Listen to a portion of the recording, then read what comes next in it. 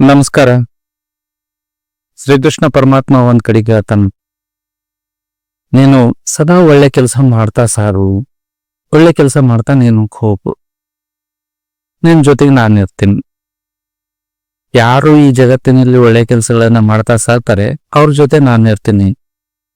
ಪ್ರಸಂಗ ಬಂತು ಅಂದ್ರೆ ನಾನು ಕೊಳಲನ್ನ ಬಿಟ್ಟು ಸುದರ್ಶನ ಚಕ್ರವನ್ನು ಕೂಡ ಎತ್ತಿಕೊಳ್ಳುತ್ತೇನೆ ನಿನ್ನ ಸಲುವಾಗಿ.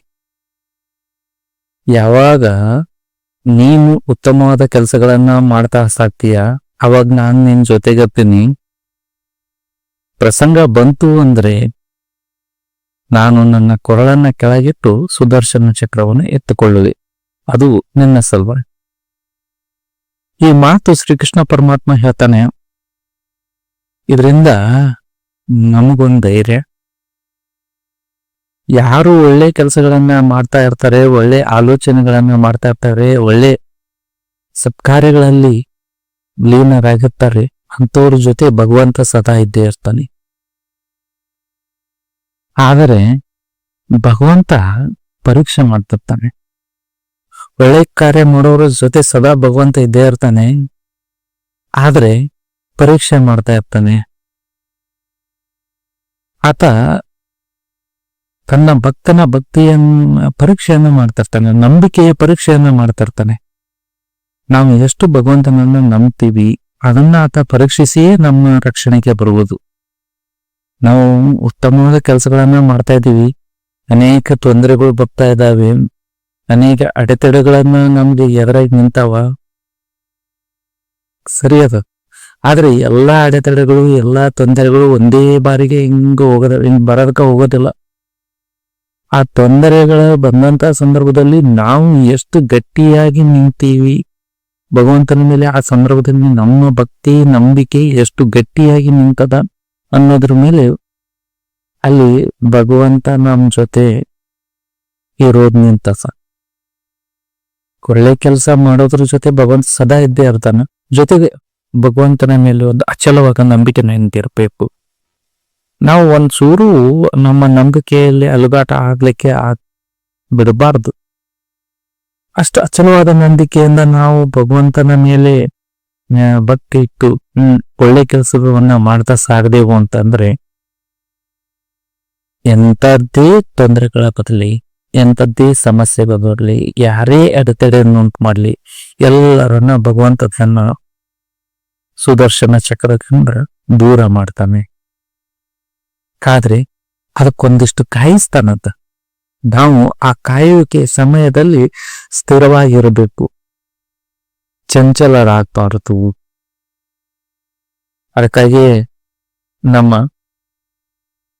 ವೇದೋಪನಿಷತ್ತುಗಳಲ್ಲಿ ಹೇಳಿತು, ಮತ್ತು ನಮ್ಮ ರಾಷ್ಟ್ರೀಯ ವಾಕ್ಯವಾಗಿ ಕೂಡ ಮಾಡ್ಕೊಂಡೆ, ಸತ್ಯಮೇವ ಜಯತೆ, ಸತ್ಯಕ್ಕೆ ಯಾವಾಗೂ ಜಯವಾಗ್ತದಂತೆ. ಉತ್ತಮವಾದ ಕಾರ್ಯಗಳಿಗೆ ನಮ್ಮ ಶಕ್ತಿ ಸಾಕಾಗ್ಲಿಲ್ಲ ಅಂದ್ರೂ ಕೂಡ ಅನೇಕರು ಬಂದು ತಮ್ಮ ಶಕ್ತಿ ನೀಡಿ ಆ ಕೆಲಸವನ್ನ ಪೂರ್ಣವಾಗುವಂತೆ ಮಾಡ್ತಾರೆ. ಆ ಅನೇಕರು ಬಂದು ನಮ್ಗೆ ಬೆಂಬಲ ನೀಡಿ ಆ ಕೆಲಸ ಪೂರ್ತಿ ಆಗುವಂತೆ ಮಾಡುವ ಮನಸ್ಥಿತಿಯನ್ನ ಭಗವಂತ ಕಳಿಸ್ತಾನ. ಭಗವಂತ ಯಾರಿಗಾದ್ರೂ ಕಳಿಸಿ ಅಲ್ಲಿ ಆ ಕೆಲಸವನ್ನ ಪೂರ್ತಿ ಮಾಡಿಸ್ತಾನೆ. ಯಾಕಂದ್ರೆ ಅದು ಒಳ್ಳೆ ಕೆಲಸ ಇದೆ.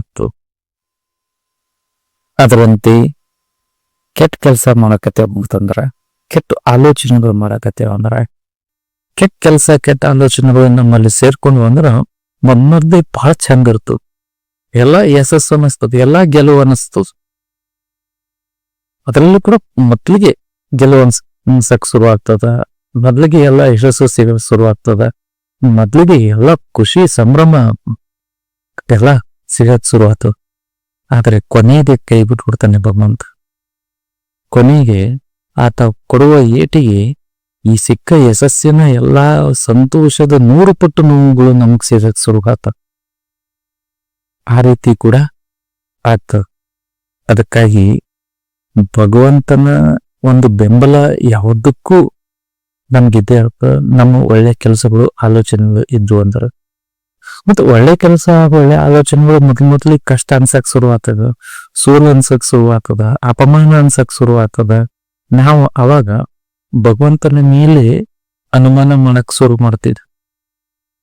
ಅದು ಪರೀಕ್ಷೆಯ ಸಮಯ. ಅದು ನಾವು ತಮ್ಮ ಕೆಲಸಗಳು ತಮ್ಮ ಕಾರ್ಯಗಳಲ್ಲಿ ಲೀನವಾಗುವಂತ ಸಂದರ್ಭದಲ್ಲಿ ಒಂದಿಷ್ಟು ಪರೀಕ್ಷಾ ಸಮಯ ಇರ್ತದೆ. ಅದು ಮೊದಲಿಗೆ ಪರೀಕ್ಷಾ ಸಮಯ. ಅಲ್ಲಿ ಒಂದಿಷ್ಟು ಸೋಲುಗಳಾಗ್ತಾವ, ಒಂದಿಷ್ಟು ಅವಮಾನಗಳಾಗ್ತಾವ, ಒಂದಿಷ್ಟು ನೋವುಗಳಾಗ್ತಾವ. ಭಗವಂತ ಆ ಸಂದರ್ಭದಲ್ಲಿ ನಾವು ತಕ್ಷಣಕ್ಕೆ ಬಂದ್ ಕೈ ಹಿಡಿಯೋದಲ್ಲ, ಅಲ್ಲಿ ಪರೀಕ್ಷೆ ಮಾಡಕತ್ತಾನ ನಮ್ಮ ನಂಬಿಕೆ ಎಷ್ಟಾಗ್ತದೆ, ನಾವು ಎಷ್ಟು ಸ್ಥಿರವಾಗಿ ನಿಲ್ತೀವಿ, ಎಷ್ಟು ಅಚಲವಾಗಿ ಆ ಭಗವಂತನನ್ನು ನಂಬ್ತೀವಿ ಅಂತೇಳಿ. ಆದ್ರೆ ಕೊನೆಗೆ ಭಗವಂತ ಕೈ ಬಿಡೋಕ್ ಸಾಧ್ಯನೇ ಇಲ್ಲ. ನಮ್ಮ ಕೆಲಸ ಕಾರ್ಯಗಳನ್ನ, ಆ ಉತ್ತಮ ಕೆಲಸ ಕಾರ್ಯಗಳನ್ನ ಪೂರ್ಣಗೊಳಿಸ್ಲಿಕ್ಕೆ ನಮ್ಮ ಶಕ್ತಿ ಸಾಕಾಗ್ಲಿಲ್ಲ ಅಂದ್ರೆ ಇತರರ ಶಕ್ತಿ ಕೂಡ ನಮ್ಗೆ ನೀಡ್ತಾನ, ಇತರರ ಮೂಲಕ ನಮಗ್ ಶಕ್ತಿ ನೀಡ್ತಾನ, ಕಳಿಸ್ಕೊಡ್ತಾನಂತ. ಆದ್ರೆ ನಮಗ್ ಮೊದಲು ಬೇಕಾಗಿದ್ದು ಅಚಲವಾದ ನಂಬಿಕೆ. ಆ ಅಚಲವಾದ ನಂಬಿಕೆ ಮೊದಲು ನಮ್ಮಲ್ಲಿ ನಾವು ಸ್ಥಿರವಾಗಿ ಮಾಡ್ಕೊಳ್ಬೇಕು. ಉತ್ತಮವಾದ ಕಾರ್ಯಗಳು, ಉತ್ತಮವಾದ ಆಲೋಚನೆಗಳು ನಮ್ಮಲ್ಲಿ ಮಾಡ್ಕೊಂಡೇವು ಅಂತಂದ್ರ ಯಾವಾಗ್ಲೂ ಯಶಸ್ಸು ನಮ್ದು ಅರ್ಥ ಹೋಗ್ತದೆ. ಯಾಕಂದ್ರ ಆತ ಪ್ರಸಂಗ ಬಂತಂದ್ರ ಕೊಳಲು ಬಿಟ್ಟು ಸುದರ್ಶನ ಚಕ್ರನು ನಮ್ ಸಲ ಹೋಗ್ತಾ ಇರತ್ತ. ಈ ಕೆಟ್ಟ ಕಾರ್ಯಗಳು ಮತ್ತು ಉತ್ತಮ ಕಾರ್ಯಗಳು ಇರೋ ವ್ಯತ್ಯಾಸನೇ ಇದೆ, ಬಾಳೇನಿಲ್ಲ. ಅಲ್ಲಿ ಮೊದಲಿಗೆ ಯಶಸ್ಸು ಸಿಕ್ಕಂತ ಆಗ್ತದ, ಆದ್ರೆ ಕೊನೆಗೆ ಪೆಟ್ಟಿಗೆ ಆಳಾರ್ದೆ ನಾವು ಬಿದ್ದೋಗ್ತಿ ಕೆಟ್ಟ ಕೆಲಸಗಳ ಸಂದರ್ಭದಲ್ಲಿ. ಇನ್ನು ಒಳ್ಳೆ ಕೆಲಸ ಕಾರ್ಯಗಳ ಸಂದರ್ಭದಲ್ಲಿ ಮೊದ್ಲು ಸೋಲು ಅನ್ಸಕ್ ಶುರುವಾಗ್ತದ. ಮೊದ್ಲು ಎಲ್ಲರೂ ನಮ್ಮನ್ನ ಅನುಮಾನದಿಂದ ನೋಡಕ್ ಶುರು ಮಾಡ್ತಾರ. ಮೊದ್ಲು ಎಲ್ಲ ಕಷ್ಟನ ಶುರುವಾಗ್ತದ. ಆದ್ರೆ ಕೊನೆಗೆ ಭರ್ಜರಿಯಾದ ಯಶಸ್ಸು ನಮಗ್ ಭಗವಂತ ನೀಡ್ತಾವ. ಆ ಭರ್ಜರಿಯಾದ ಯಶಸ್ಸು ನಮ್ಮ ಜೀವನದಲ್ಲಿ ಸದಾ ಸಿಗ್ತಾ ಹೋಗ್ಬೇಕು ಅಂತಂತ ನಾವುಗಳು ಉತ್ತಮವಾದ ಕೆಲಸಗಳನ್ನೇ ಮಾಡಬೇಕು, ಉತ್ತಮವಾದ ಆಲೋಚನೆಗಳನ್ನೇ ಮಾಡಬೇಕು. 4 ಮಂದಿಗೆ ಅದರಿಂದ ಕೆಟ್ಟದಾಗಬಾರ್ದು, ಇಲ್ಲ ಒಳ್ಳೇದಾಗಬೇಕಷ್ಟೇ. 4 ಮಂದಿ ನಾವು ಮಾಡುವ ಆಲೋಚನೆಯಿಂದ ಕೆಟ್ಟದಾಗ್ತಿತ್ತು ಅಥವಾ ನಾವು ಮಾಡೋ ಕೆಲಸದಿಂದ ಕೆಟ್ಟದಾಗ್ತಿತ್ತು ಅಂದ್ರೆ ಅದು ಕೆಟ್ಟ ಕೆಲಸ. ನಮಗೂ ಒಳ್ಳೇದಾಗಿರ್ಬೇಕು, ಇತರರಿಗೂ ಒಳ್ಳೇದಾಗಿರ್ಬೇಕು, ಅಥವಾ ನಮಗೂ ಒಳ್ಳೇದಾಗಿರ್ಬೇಕು, ಇತರರಿಗೆ ಅದರಿಂದ ತೊಂದರೆ ಆಗಬಾರ್ದು ಅಂತ ಕೆಲಸಗಳು ಒಳ್ಳೆ ಕೆಲಸಗಳು.